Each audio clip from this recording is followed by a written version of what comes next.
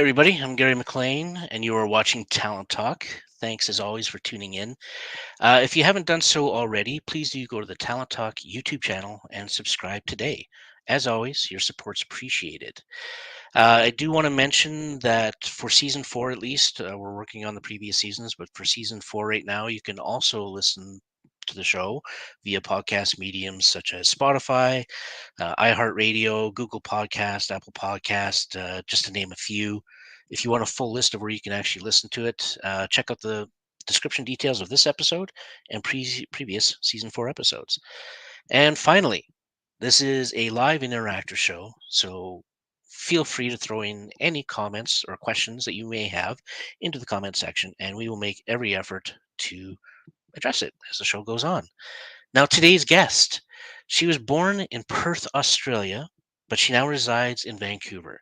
She is a Leo award nominated actress and author of her debut novel, Snake of the Nile.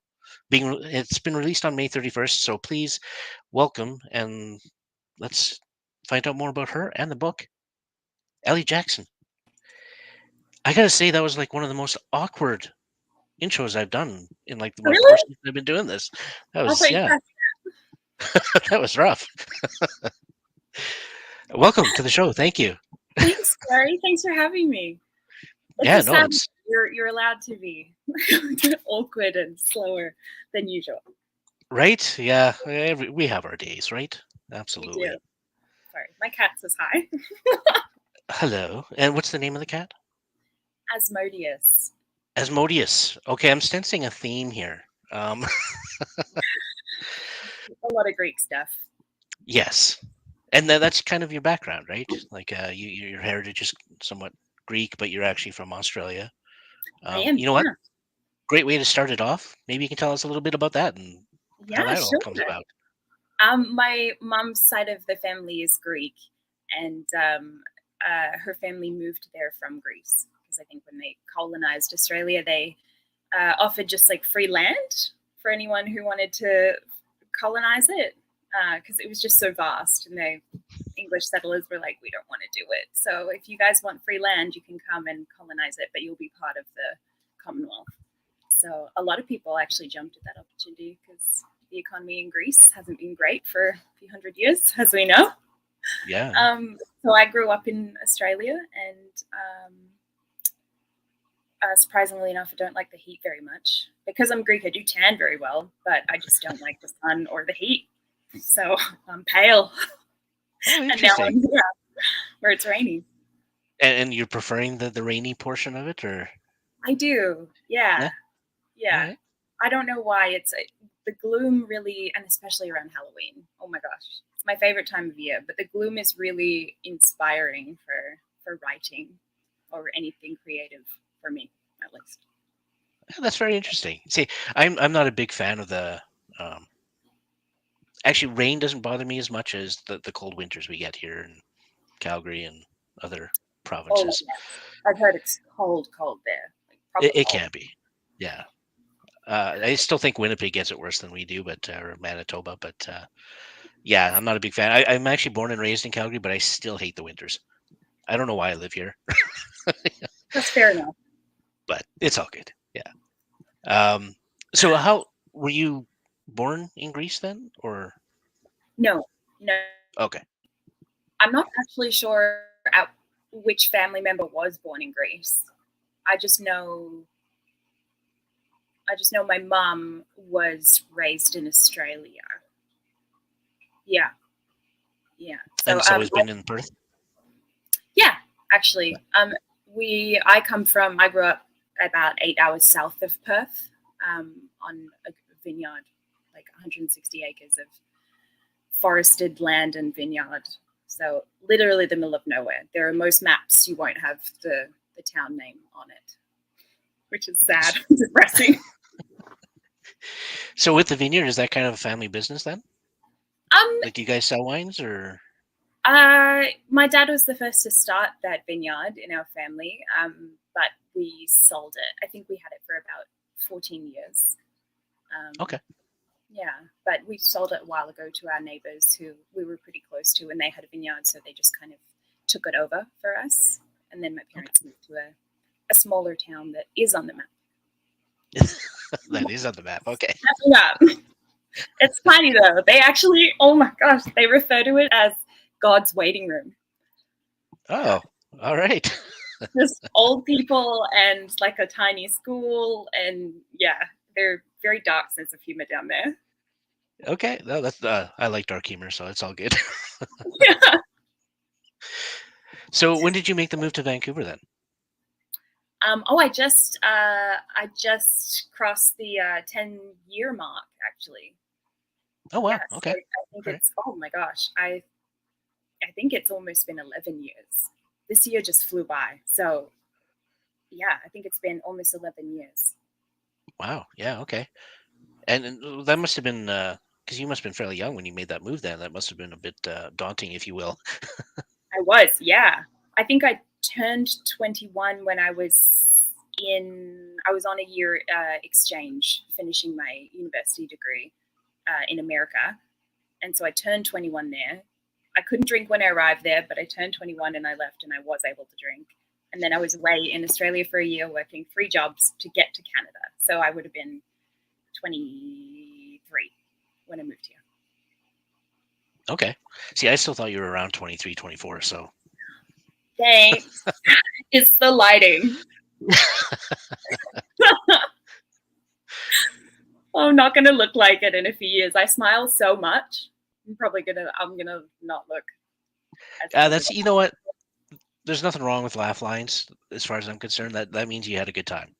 Yeah. So I'm going to look at my face and be like, you know what? I don't need Botox because this is all evidence of how much fun I had during my lifetime. absolutely, yeah, I totally agree with that. Yeah. So, what was kind of your motivation to actually to move to Vancouver? Was it the film industry itself, or It was acting. Yeah, for as long as I could remember. And the visa for getting to America is, first of all, it's super expensive. And secondly, I think it's a J visa or an O1 or something. You can only work in that field. So you can't sort of have like a side job and then be like acting and auditioning on the side of that. Like you can't have like a hospitality job and then be auditioning as well. You have to be actually working. So that's how they give out the visas. But Canada's part of the Commonwealth, and I actually didn't know that much about Canada before I moved here. And I did get hypothermia actually, so oh, I did not know enough about it. I was like, oh, it's part of whatever. It looks cool. I'll go. yeah, showed up in shorts and a t-shirt, and then hypothermia kicked in, and Basically, I showed up without a jacket, and my host mom was like, "What are you doing?" And then it started to snow, and I was like, "It's really cold here." yeah. No, that's typical story, I think, for anybody visiting Canada. Really, they're always in for a shock. Always.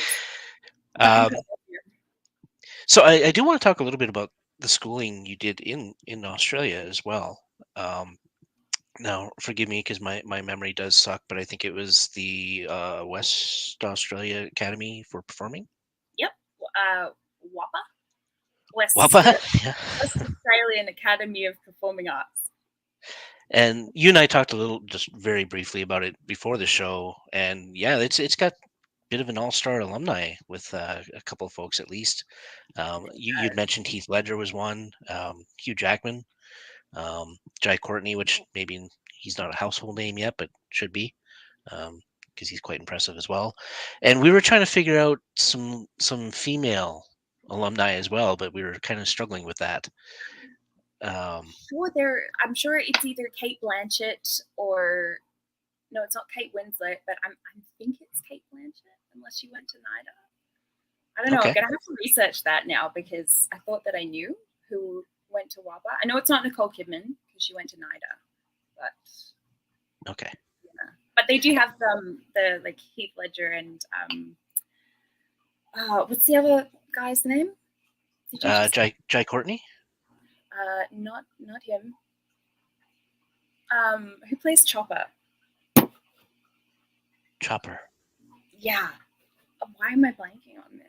This is awful. He's in Troy. Like Oh, Spectre Troy. Eric Bana? Yeah. Oh my god. Yes. That Yes. that's so embarrassing. Eric Bana, Heath Ledger, a lot of other people. They've got their photographs on the walls, so it's actually really cool to walk down the hallway and sort of see these people that came from this place and where they are and see their trajectory, um, and what they have achieved is really really cool. So I'm kind of curious. Did you take some schooling locally, like either U.S. or Canada as well in acting? Yes, yeah. So for WAPA, I didn't do the 3-year program course thing. I did all of their workshops continuously. Okay. Um, I don't. I There was a reason for that, but I've forgotten what that is. So I got to like mix with the full time students, but I I didn't do their exams or anything. Okay. So I can't say I graduated from there, but I studied there. And then when I came to Vancouver, my favorite TV show was Battlestar Galactica for so Okay. many reasons. Political, humanity, every reason under the sun. It's just brilliant. And when I was researching places to study or places to move to for my career, I found an actress who was in Battlestar Galactica was teaching an acting class. She was doing workshops at VADA in Vancouver. So I moved here. I said, yes, that's what I'm going to do.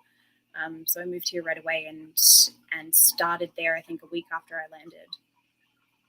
Okay. Yeah. And I've taken the workshops and the ongoing classes and scene studies around the city over the last decade and a bit. Yeah. Yeah. Well, and because again, we were chatting a little bit before the show about this, and we were discussing how brilliant the Australian actors are and how they're taking off over the U.S. market. And that's why I was kind of curious about you taking courses here as well. I was wondering if you saw a contrast between teachings between Australia and here, maybe, or was it fairly Yes, similar? Or I would say that.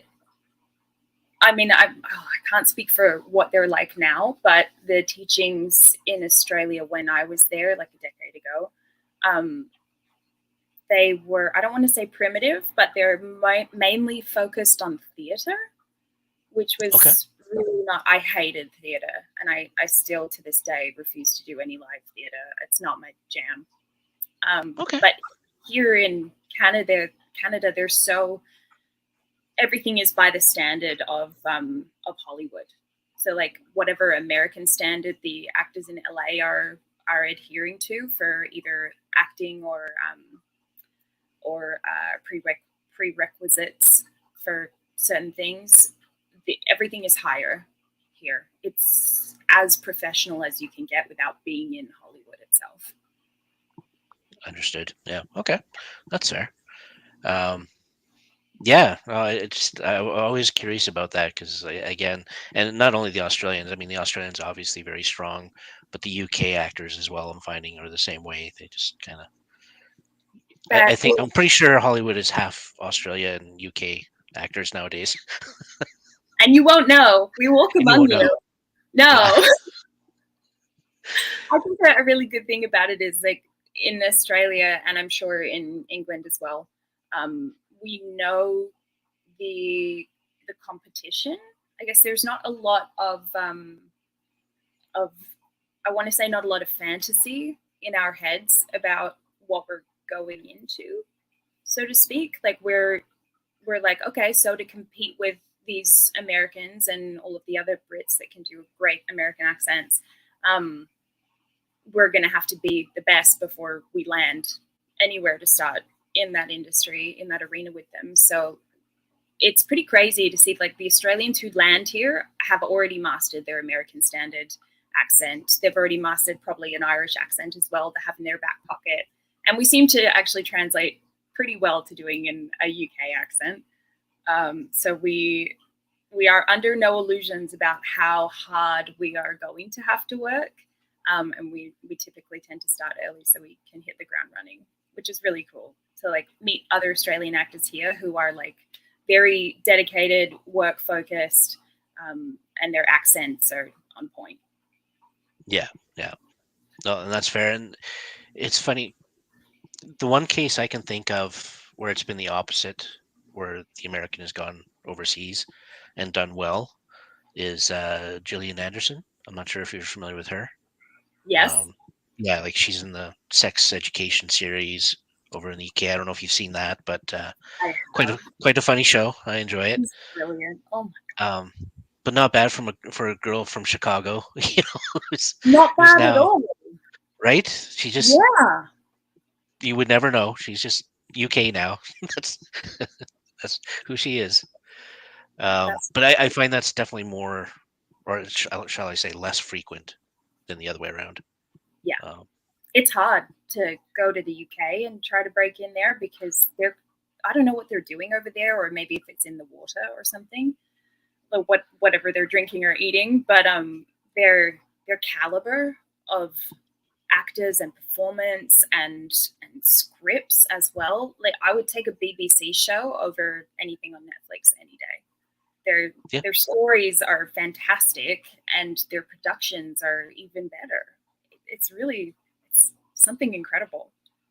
and I feel that's probably a reason that they're always trying to duplicate what they've done in the UK here, right? Like how many times have they tried to take a series from the UK and redo it here?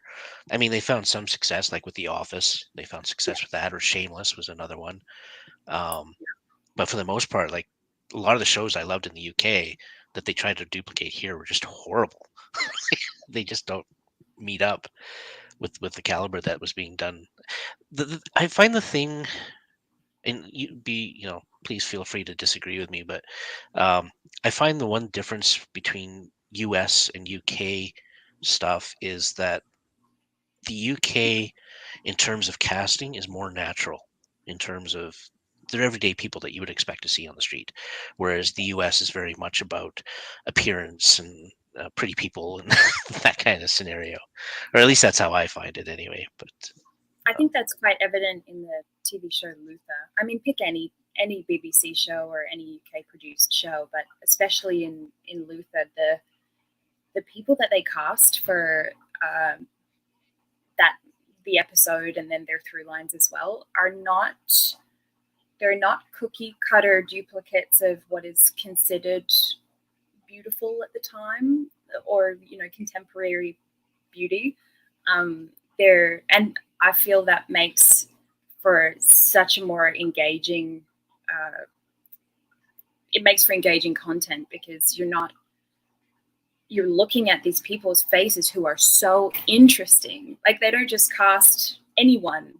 They're casting these brilliant actors with interesting faces. And I don't know why they're interesting. Like maybe they're interesting and we enjoy the performance more because they're not stunningly beautiful, if that makes sense. Like there's something so believable about it because they're not tons of makeup and they're not all under 21, and it's brilliant. It really is brilliant. I love authenticity about films and especially about performances. Uh, yeah, and I find that the UK really has that down, that understanding of how important authenticity is and how it translates so much better on screen. I think it's yeah, great. no, absolutely, couldn't agree more there. Well, that's enough about the UK. I mean, the Sorry. show's not about them. Jeez, it's about you. And you're not even from the UK. You're from Australia, so we need to stop talking about them. Um, I just tell people I'm from the UK. yeah, right. There you go. Just say something, they've done something wrong in the media or something. I'm like, oh no, that's okay. I'm from the UK, so Right. Yeah, can't really go wrong with that. That's all good. um, so you've made your trek here. You've made your trek to Vancouver. Walk us through a little bit of your process in terms of what you experienced when you first got here, and maybe a little bit of a have you experienced some struggles? Trying to get settled, get the auditions in, get some traction on the acting side when you got here. I want to say yes, but I think at the time I was having so much fun because I mean, essentially, most actors start off in acting because it's so much fun.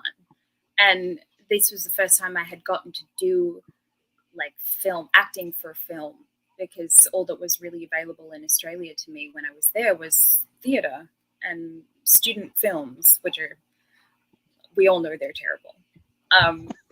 So I got here and I was, specifically learning the technicalities of acting for a camera and getting the audition process and the format of correctly auditioning down.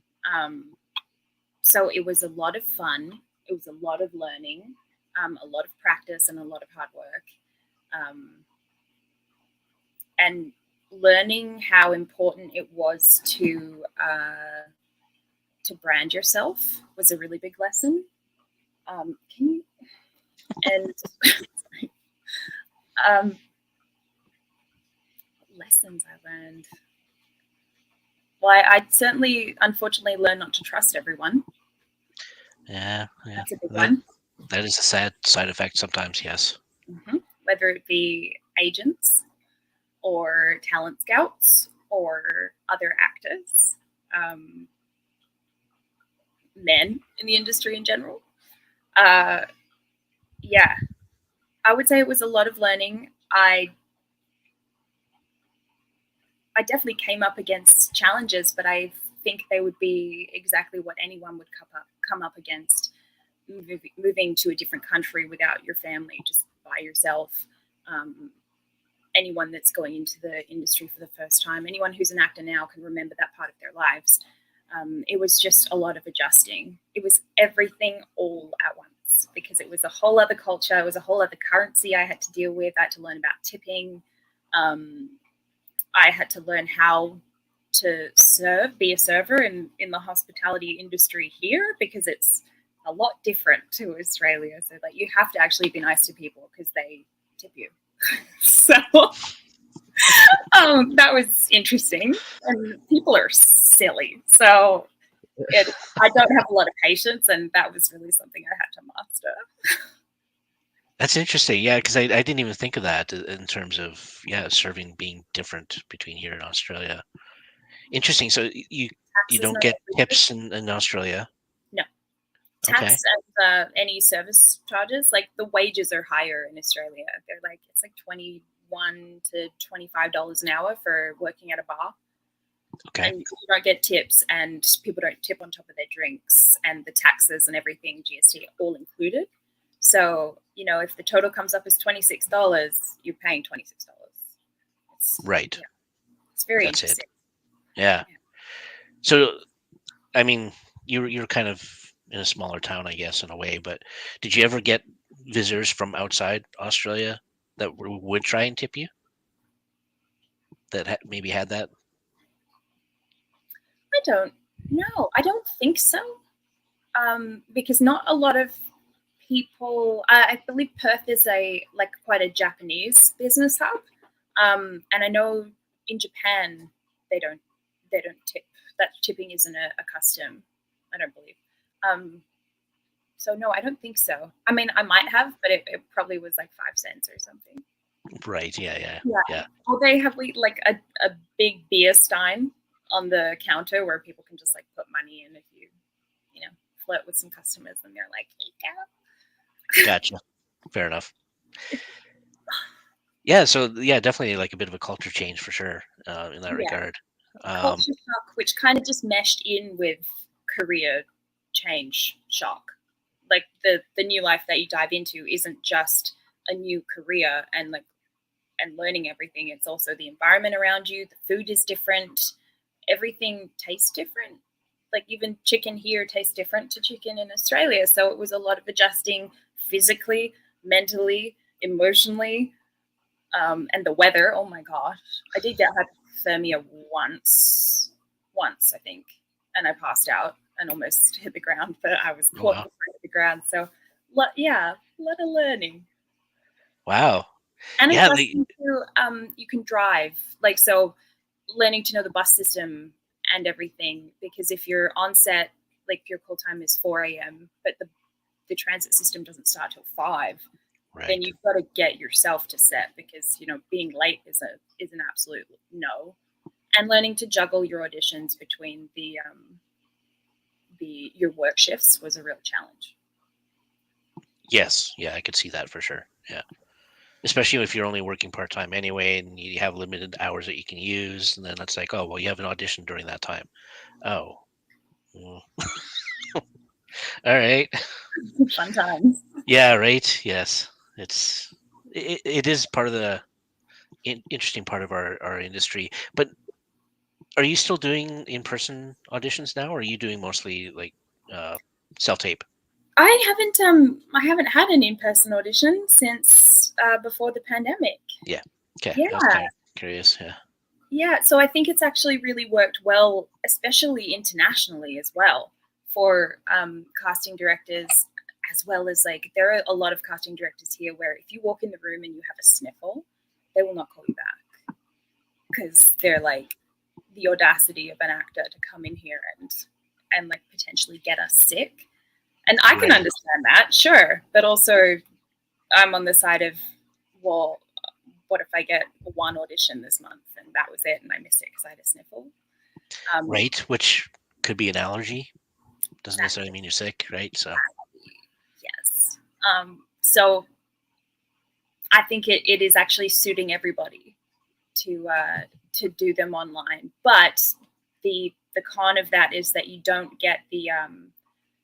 uh, you don't get the experience of walking in there and sort of taming your nerves. Yeah. So if you book something, then the next time that you're on set acting is like when they're rolling the camera. So Yeah. you better like get used to the nerves of that, or just practice being okay with anxiety, because yeah, we kind of skip that part by sending in tapes. For sure. Actually, yeah, and I completely agree with you because my experience, when we were doing the in-person ones, I was getting used to that. You go in, you do your thing, you leave, no problem. Now we do the self tapes, and then I had a call back through Zoom on one take, and I had never been so nervous in my life, even when I did in-person ones, because it'd been so long since I had to have that interaction that yeah, I screwed myself over on the audition. Right? So yeah, there is something to that for sure. And I'd love like to know the statistic from a casting director point of view of, like, is it worse to have us just sending in tapes, and then, like, do actors genuinely get to set and then start panicking? Or I don't know how much. I would love to know how much it does affect their performance once they get to set. I guess that's why you have callbacks on Zoom. sure, to a certain extent, it's still not quite the same, but it is something, I guess. Yeah, I personally would like to see the in-person ones come back. I don't think they will, but I do think there is something to that. Um, just to have that interaction, and of course the immediate feedback of, okay, that was all right, but can we try it this way? The Right? And direction. yeah, Yeah. the redirection. Yeah. Whereas you don't get that, and if they don't like your one take that you did on your demo, then well, that's it for you, right? Um, so there are aspects that I do like of the in-person one, but at the same time, I can also see it uh, being a benefit for casting directors that way to a certain extent, because like you said, it also opened the doors internationally, right? So they're probably getting a lot more tapes and a lot having to go through a lot more footage than they probably had in the past, right? Which Absolutely. also increases the pool for all the other actors, which could technically be a detriment depending on who you are, I guess. Mhm. um, I've actually had that conversation with a few people in the local industry here in terms of there's so much more competition now that because for myself, like Calgary is a fairly small market in terms of productions coming through and that kind of thing, especially compared to Vancouver. But I've the last 2 years I've probably had a record number of auditions for what we do here, and I have yet to land anything. And I think the part of that is that pool is so much larger now with the self Yes. tapes, right? There's just a lot more competition to. I don't like using that because it really shouldn't be a competition, but at the same time, it kind of is. I don't know if there's a better word for that Yeah, other than competition. But I do, yeah, the connotations of competition kind of suck. yeah, It is yeah, like that for voiceover as well.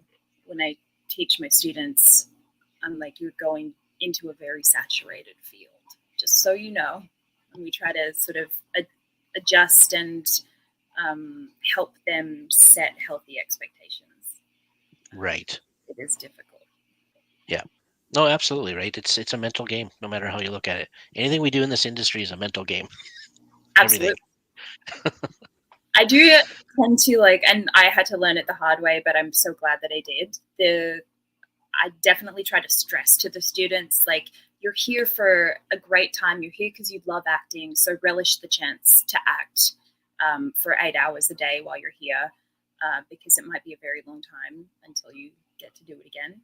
Um, and use it as a way to make connections and learn about yourself and grow in ways that you want to push yourself in or didn't know you could grow in or didn't know were a wall or obstacle for you, because these skills are only going to improve your life, and you don't have to go into an acting industry as an actor after this if you don't want to. I think everybody should take acting classes because they're good for so many aspects of our lives. So many of them, whether it be public speaking or pushing your own personal boundaries and your comfort zones, making friends, meeting different types of people, Yeah. exploring scripts and your abilities and loosening your embarrassment and letting go of things. Oh my gosh, it's great for teaching you to let go of things. It Um, is. Yeah, absolutely. yeah, it's just life. It's like acting is like a nice life skill. But I always encourage them, like, if you want to have kids, go and have kids. If you want to get married, go and get married. And if you want to go on a holiday, don't wait for your success to come and then you'll have enough money and time to go and do that. Life will happen no matter what. Um, so it is important to have passions outside of it and have an identity outside of it. We've all met the people who live and breathe acting, and I just kind of like feel so sad for you. Are you okay? Well, I mean, yeah, to a certain extent. Like for example, I didn't get started till much later in life into the whole acting thing. Um, but like you were saying, like I was actually very much an introvert. There's no way I would have done this show pre getting into acting. Um, I was one of those guys. I had an office job. I sit in front of my computer all day. I don't talk to people. I'm just very blinder on, right? But yeah, once you started getting into the acting, you started doing the auditions and questioning yourself as to why you did certain things and having people's feedbacks and all that thing. You get it develops a certain strength within you, right? To, like you said, be okay with those mistakes and be okay with Mm-hmm. being silly or whatever, right? I got to the point where I was embarrassing my kids at this you know Walmart or whatever because I would start putting on like beanie caps and acting like some sort of gangster, and they're like, "Dad, please don't. I What are you love doing?" that. So, That's what acting's for. yeah, Embarrassing right. yourself. Absolutely. So, um, yeah, there's definitely something to be said for even if you don't make a career out of it, just getting into it a little bit, just to smooth yourself out a Perspectives bit. on yourself. Just as It- like if you get different perspectives on yourself, you form a more 3D idea of yourself, which I think just helps you and all of the people you encounter throughout your life, which is yeah, so priceless. yeah, absolutely. Absolutely. You know what? We're 30 minutes into the show and we haven't even started on your book yet. So I think we should do that. I'll talk forever. And for the folks that are watching, thanks for having tuned in. Just a reminder that if you do have any comments or questions, just want to say hi, throw it into the comment section. That's why we do this live, is to get your interaction. So, and again, hi, thanks for joining. Hi. Um, yes, your book released in May. It Mm-hmm. is called Snake of the Nile. Yes. Which again, I think there's a bit of a theme there, at least for location area. Geographical. Yeah. Tell us a little bit about it. Let's start out right off the bat with just what the book itself is about, and then we'll get into more details. Okay. Um, I think this story has been percolating for such a long time in my subconscious, and I felt such a pull to Greece. And I've always been so fascinated about with ancient Greece and ancient Rome and ancient Egypt, all these ancient civilizations and their priorities. So the book has about 4 key storylines, and they are all set in the ancient Mediterranean. We've got ancient Egypt, ancient Greece, ancient Rome, and a place called Myria, which was in Turkey, on the west coast of Turkey, which is now like it's changed hands and ownership and country names so many times since then. But I did research back to the time period and then just picked, I guess, like the place, and it was Myria. So that's home to the fierce tribes of female Amazons. And they are engaged in a few different wars on a few different sides because no men in power like women, women having any power. So strong women. So the Amazons are one storyline, and we follow young Cleopatra in the Egypt storyline. And in Greece, we follow a young Spartan princess whose family's just been slaughtered and she's been taken as a slave back to an island in Greece where there is a king. And in Rome, Rome's sort of like a smaller storyline, but we do follow Julius Caesar and his what his life is like, and sort of how I wanted to sort of try to find a different way to sympathize with him, because I think everything I read just makes him sound like a tyrant and such a douche. So I wanted to try to find some humanity there for the reasons behind maybe why he did what he did. And all of these characters are competing and just trying to survive is a huge theme, because I imagine that's exactly what a lot of people were doing back then. And they all travel across the seas, and they all intertwine their storylines, even if it's for a moment where they pass each other. They all seem to, through a domino effect, have that influence over each other's destinies and fates, essentially. Right.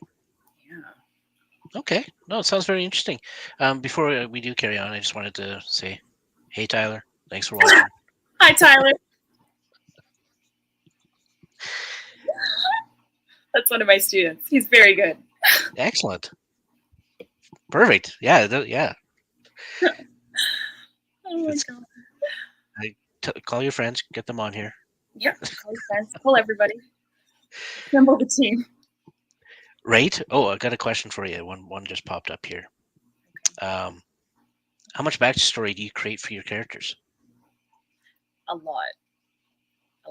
I did 6 months of research before I went off to Greece, to sort of like sit and percolate in the energy there, because that's like where I'm from. That's when you think about it, you're like, oh my gosh, my DNA came from this soil that is here, that people walked across, and then hundreds of years later, here I am. So it was really important to me, because I feel so strongly about this particular content that when I'm doing it, I want to do it properly. So one of my favorite authors is David Gemmell and his Troy series. If you haven't read it, please read it. It's just incredible. And I started to analyze, after like the 5th time that I'd read the series, I started to analyze what it was that I loved so much about his books and his characters, and why they were so engaging, and why, for some random reason, I cared so much about this farmer that we met in one scene for like 3 pages and then never saw again. And I started to realize that his way of writing, he had so much intricate detail and information about every character that we encountered that I guess made enough of an impact on the characters that we're following. And it was so in depth, and no detail goes not unnoticed, but no detail is frivolous. They're always, and it doesn't take that much energy to just, as I'm writing, think about what their life would be and think about, okay, so they'd be poor, but what if they were still kind? Because these people existed. So I'm trying to capture the thousands and thousands of souls that would have existed in that time and sort of try to give them a voice. And if I take that moment to really think about what their lives would be like, and if they encountered an emperor on a road as they're traveling, how they would interact, how they would behave, if they would display kindness or resentment, and think about them and what kind of family they have, because they're not alone in the world unless they are. And you think about that and you're like, okay, so you rely on yourself, you'd probably be a little bit mistrustful or distrustful. I just spent a lot of time giving each character their due, because you never know which one might evolve into something more and then essentially play a part in the really important things that happen in the end of each character's arc. Right, the larger part of the story there. Yeah. So in short, a lot of detail. Yeah, well, that's fair. I had another question pop up. What inspired you to write this story? Which was going to be one of my questions anyway. And actually, that's my daughter as well. So, hello. Thanks for tuning in, Lisa. She doesn't usually tune in, so yeah. Hi, Lisa. What inspired me? I grew up. I'll keep it short, but I grew up in a house. It was converted to a house from a cattle slaughterhouse. So it was very, in my opinion, very haunted. And I had nightmares all the time. It was terrible. But my parents would, to try to calm me down, to like drift off to sleep, my parents would read me the Greek myths and legends from, I guess they're my culture. So I had memorized all of those stories, Medusa and the Gorgons and Jason and the Argonauts and Hercules and stuff. So my mind has always been filled with all of these Greek tragedies and I guess their little mini lessons in the myths and legends. So it's always, my imagination's been encouraged to be very fantastical and mystical and very much centered around that time period, which has always been so interesting to me. And I don't know, maybe I was in that time period in a past life, but I feel very drawn to it, which is why I felt drawn to Greece. So after the 6 months of research, I did go to Greece to kind of meditate there, because I knew I wanted to before I wrote it.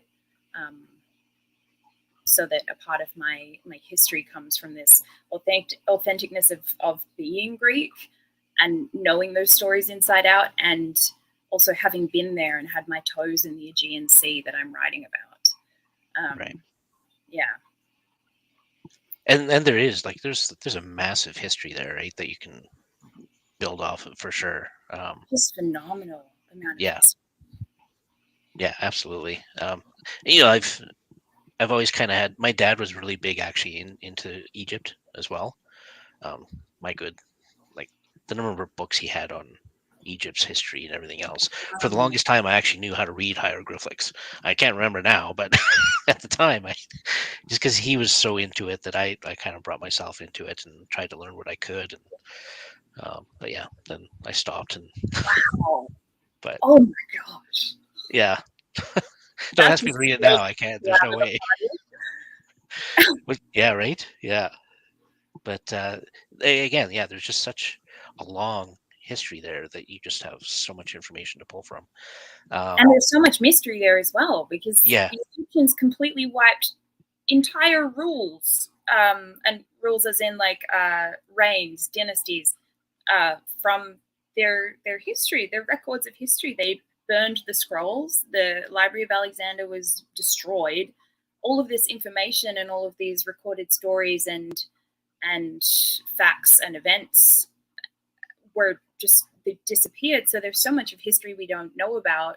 And then we find sort of like one little hieroglyph slate that talks about this entire reign of a king that we don't know about yet, and it's because they've all been deleted. And Hatshepsut was this incredible Egyptian queen, and she reigned for her reign was so long, and she did so much good for the Egyptian people, and it was a time of peace and prosperity, which they had never known before she took the throne. And they wiped her from history. They knocked down all of her obelisks. Yep. I think they're called. They're little. And all of the statues that she had erected and built and everything. They wiped her from their history, and like gut wrenching, for one. But also there must be so much that we don't know still, and we're still discovering all of Cleopatra's palace's statues and everything in the water, where it sunk into the water off the coast of Egypt. So at least myself, am so fascinated about all of it. And the city of Troy can't be found because when they would take over cities with their sieges and stuff, they would destroy the entire city, and to obliterate it from history, build the winners, the victors, would build their whole city on top of the ruins of the city they conquered as like a... And so we don't have any records from it. Such a strange thing. Yeah, right. I know. Yeah. Well, I mean, just oppression goes a long way back. Let's just put it really does. Yeah. You had another question pop up here. What was the hardest part about writing your book? The hardest part about this whole process was getting it published. And that was going to be one of my follow-up questions. The hardest part about writing it, I think, was most likely the either the chapters that you kind of have to connect the stories, because I kind of like have an idea for a scene, and then I write that scene, and then I'm like, great, this is what I want to use. How do I put it in now? So I'm hoping that it flows a little bit as seamlessly as I was hoping that it would. But the hard parts are like the in-between scenes, or the introducing a new environment, because I do spend a lot of time trying to create this visceral experience for the reader of what it's like standing right there, in front of 1,000 warships. And like, is the wind cold? Is it sticky because it's sea breeze? Is it sunrise? Is it sunset? What are the smells in the air? Is it the oil barrels that they're loading onto the ships to use to blow up and set things on fire later? It's all of the details. I think there's just so much information that I didn't want to forget, that there's just thousands of pieces of paper all over my apartment when I'm writing a book. Oh, I can imagine. Yeah. I'm to organize those and not forget anything, not forget any ideas that I had written down to insert into those pages, because that's heartbreaking. Once it's published, you can't change it. Yeah, right. Yeah, no. Yeah. So when we do get to the publishing side of it, like how is that process? Because I can imagine that was probably one of the bigger roadblocks. It was. Finding, yeah. It really was. And of course, again, comes like the roadblocks that are based from finances, like to pay to have your book published, so much money. So I essentially am self-published, but I went through a publishing house that just aids authors. So you keep the rights and the copyright to all of your work, but they do all of the publishing house work for you. So I paid them so much money, and they sort of like make it what it is. So you go through a whole process, and they're amazing. They're one of the oldest publishing houses in BC, called Friesen Press, and they operate out of Victoria. And the whole team was fantastic. I originally did start out trying to find female editors, female copyright artists, female designers. I wanted an all-female team because it is such a male-dominated industry. Yeah, but in the end, I found the designer that I loved. So, and it was a man, turned up to be an Australian man living in Tokyo. So, and they got me this gorgeous book cover. So I'm happy about that. My best friend here did the cover photography for me, which was amazing. And it took about a year, I think, a year and a few months from just hitting a wall with trying to find the right people that I needed for it.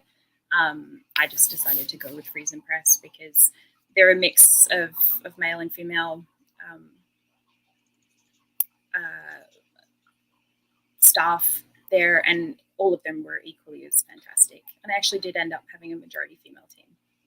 I just wanted to have that aspect of it because the book is very female heavy, and I'm very passionate about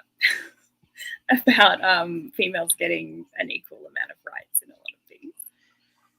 Yeah, fair enough. I do have a photo of your book cover, so I'm just going to pop that on the screen here. So there we go.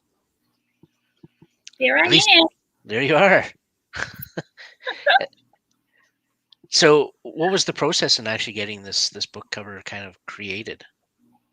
Well, I worked out. Sorry, I guess I should say, because for the podcast viewers, I actually can't see this. So it's the book cover for Snake of the Nile, with Ely kind of strewn out, somewhat naked with snakes on her. Looking like Cleopatra. So there's your imagery.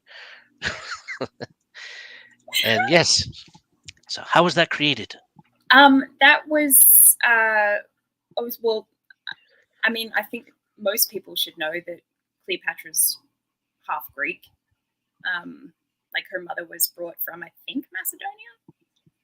I think she was a princess, and she was brought to Egypt to marry the pharaoh. So Cleopatra is not just Egyptian; she's equally Greek. So I thought, okay, great. I'll just dress as her. Don't have any money to pay any models. I'll just work out for 4 months and be really strict about my diet. And I was modeling at the time anyway, so I was like, okay, great. We'll plan this. I bought a wig and I cut it to the dimensions that I wanted, and then all of the gold things that you see in there was me beading for months, and then using the gold wire and then slipping in a bead, and then using it to do everything that is on that wig. I did my own makeup. All of the jewelry is the jewelry that I wear every day. And then we found, and that rug is from my living room.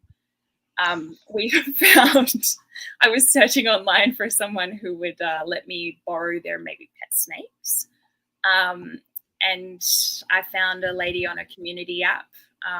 She said, my friend has 2 ball pythons. Like, I'll pass on your information if you like. And I was like, yes, please, thank you. So this lady called me and she was like, hi, this is odd. I just was given your number and told to call you about my snakes.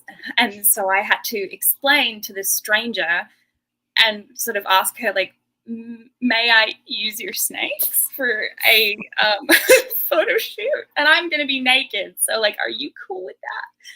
So she was so wonderful. I actually just dropped off a copy of the book to her as a thank you. And I asked about the snakes. They're doing great. And she was so lovely. She's like, I've never been a part of anything like this. And she refused to let me pay her. And yeah, we turned down the air conditioning. We turned down the heating and sort of turned up the air conditioning. So the only source of heat for the snakes was my body. And that kept them on me. So I'm naked there in front of my bestie, whose photography is incredible. And he's just like, yeah, we're good. Put the snakes on her.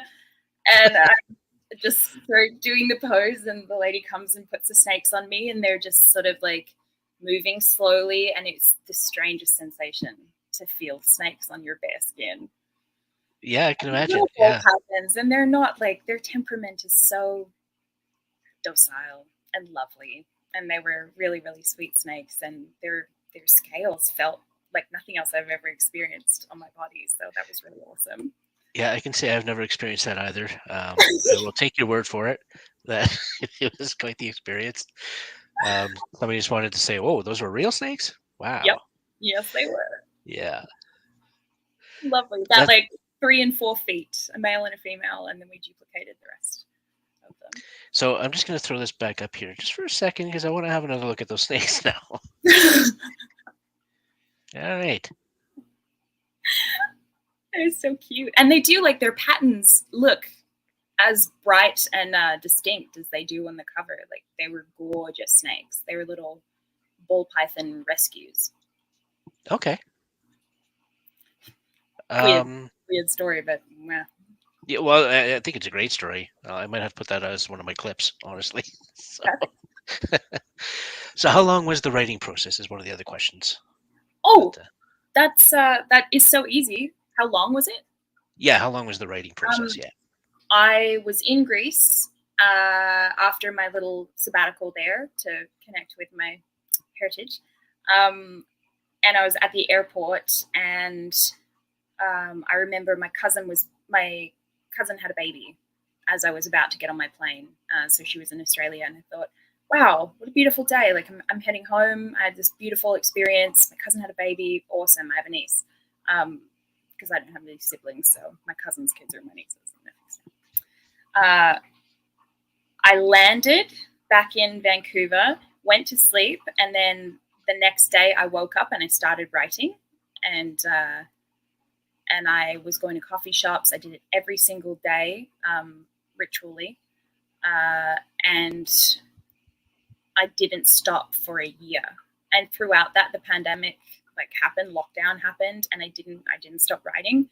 And the day that I finished my first draft on Facebook, happy first birthday to my cousin's baby, popped up on Facebook, and I thought, oh my gosh, it took me exactly a year to the day to finish the entire first draft of my novel. And it was really, really bizarre. And how many hours a day on average do you think you were writing? Oh my gosh, sometimes for 16-hour days, and one of my housemates at the time didn't really sleep a lot. I mean, we were all there. We had nothing to do during the lockdown, so he was making pancakes at midnight for us at one point because they were trying to stay up with me in solidarity because I was trying to finish this chapter about a war. And it's difficult trying to describe every sword swing and every person getting stabbed and the sounds and the smells and to make it as visceral as possible. So I spent, my favorite coffee shop is 24 hours. It's open 24 hours. So I spent anywhere between 8 and 11 hours at the coffee shop at any one time. And then I would walk back in the snow just to get me in the process or in the habit of getting up, getting dressed, brushing my teeth, going to work. So I did treat it like a job because I think you kind of have to, otherwise you get a little bit lazy. But with lockdown, it was like I wake up, sit at my writing desk, or I work in the living room. And my housemates were very supportive and just trying to keep me on track. And it was exactly a year. And I did thank them in the gratitudes in the front of the book. Right. Yes. Yeah. And I do kind of want to go back to the actual publishing part a little bit, just because, like you said, you spent a lot of money to actually get it published. But I'm just kind of curious what your process was to actually get the funding for that, because it's probably not like film where you just get a grant to get your book published, right? It's got to be, yeah. So it's out of pocket, basically. It's a credit card adventure. Yeah. Okay. It's kind of what I thought. Yeah.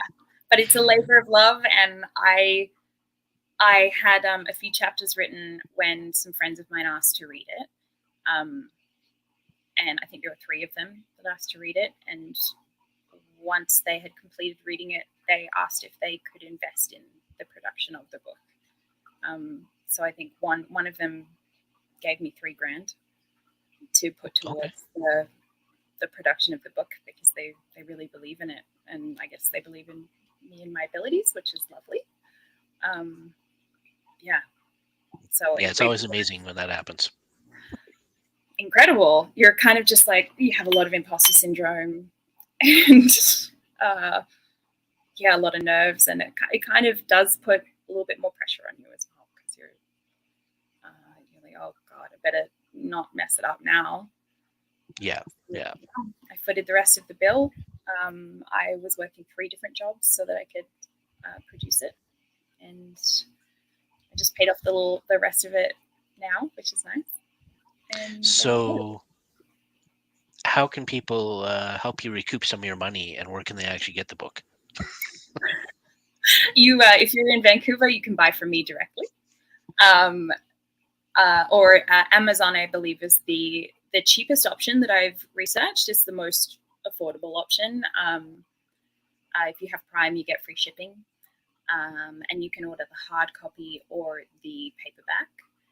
And if you're in Vancouver and you buy a book, you get a free promotional cookie. I make gourmet cookies, so I got my Snake of the Nile logo printed on some edible paper and just like made some cookies. So they've got Snake nice. of the Nile on them. I would say Amazon is the best way, or the Freeze and Press bookstore online. And it should be on Amazon Canada, UK, US, and Australia. Oh, perfect. Yeah. But I've been told you make the most money from your books once you write the second one, because then there's a credible, like, there's a series. You've already published it. So, and I have 2 more books to write for this series. It's a trilogy, and then there's like a small spin-off one. Okay. I mean, that's going to be my next question anyway, is what's after? Oh, perfect. So you segued right in there, no problem. Perfect. Yeah, next is book 2, which I'm very excited for, because there's a lot more sex. There's a lot more relationship entanglements, and the first chapter of the second book is where a major plot line drops. Like a big secret is established that drives the rest of the story. So I'm really excited about that. The first book was pretty much setting everything up, setting up where these people are, who they are, what they're doing, what kind of horrible situations they might be in, and so hopefully it leaves the reader wanting, like, to know what happens next to these characters that we hopefully now care about. Yeah, trying to make them as human as possible to make us care about them. Right, absolutely. I mean, that's kind of what it's all about, right? It's the characters. So exactly. Yeah. And watching them grow up over a long period of time, like a 10-year period for a trilogy, it does. We do reflect back. I'm just like, who was I 10 years ago? Oh, I was that character, and I know where she's going to be 10 years from now, and so I'm just going to try to make it as badass as possible. Right? Yeah, that's fair. And so, have you started writing already, or? Yeah. There's a lot going on in my life at the moment right now, so the production is slower than the first time when I had all the time in the world through lockdown. But it has begun. Excellent. And do you foresee a Game of Thrones scenario where next thing is, it'll be on the big screen and, TV series, being in the industry as well, right? Yeah. I have actually written it so that it's because I did my degree is in or my Bachelor of Communications is a degree of script writing for film and television. And I've been writing for film and TV here for a while now, as well as editing or ghostwriting other people's scripts. And I did write the book in the best way that I could set it up in, to be very easily adapted to a television series, because I think doing them as movies would be an injustice to how intricate the characters are. But I think we're moving on from superheroes and werewolves and vampires, and hopefully moving into some cool history of our own history. which has all of these incredible, intricate, human-based stories. So I wouldn't be opposed at all. For sure. Yeah, but it is written to be very easily adapted to the screen. So hopefully that helps. Yeah, no, absolutely. And actually, I must run in the family or something, because the same time I was asking you that question, my daughter asked, "Would you ever want it to be put into a movie or show?" I swear she's not You're sitting on beside it. me. Um, I and love in it. fact, she gave me a hard time saying I stole her question. So um, there you go. You'll pay for that later. Yeah, absolutely. Um, you know what? We are over the hour mark, which I usually try to limit it to Sorry. the hour. No, it's all good. Like, it's, to me, it's a good sign. We're having a good conversation. Awesome. So yeah, no, it's all good. So I would like to kind of wrap it up there, but at the same time, like, you've kind of given us an idea where what's coming up next in terms of the book. Um, Anything coming up in terms of film for you before we head off? Uh, yes. I just did my character's audio for The Dragon Prince, the coming season, and that'll be on Netflix soon. I don't know the air date for that, but that's exciting. That's voiceover. I also have a show for voiceover coming out. I don't know what network, but it's called Monster Loving Maniacs. Okay. And I'm in the whole series, which is really awesome. And it was an absolute joy to work on. It was so much fun. And it seems like it's a kids show, but it seems like something I would want to watch as well. So I'm excited. And I just wrapped on Percy Jackson. I'm not sure when Oh, that comes nice. either, but you'll see me. Percy Jackson is. I might have another colleague in there. Yvonne Chapman, I think, is also in Okay. that. I believe. I think. Could be mistaken on that. Anyway, doesn't really matter. I've heard of it. Excellent. Good. As long as you've heard of it, then that's a good sign. Yeah, I guess. So again, yeah, no, thank you for coming on the show. I appreciate your time. As I kind of mentioned Thank pre-show, if you you. don't mind sticking around for a couple minutes afterwards, that'd be great. Not at all. And oh, sorry, there was one other question. And who are you playing on Percy Jackson? Oh, I play a transit cop. Oh, okay, perfect. I can't say any more than that, but I think it's going to be an exciting scene. Awesome. Thank you so much, and thanks for everybody who did tune in and watched and commenting and everything else. That's why we like to do this live. So thank you, and we will see you again next week. And Thank you so much, everyone.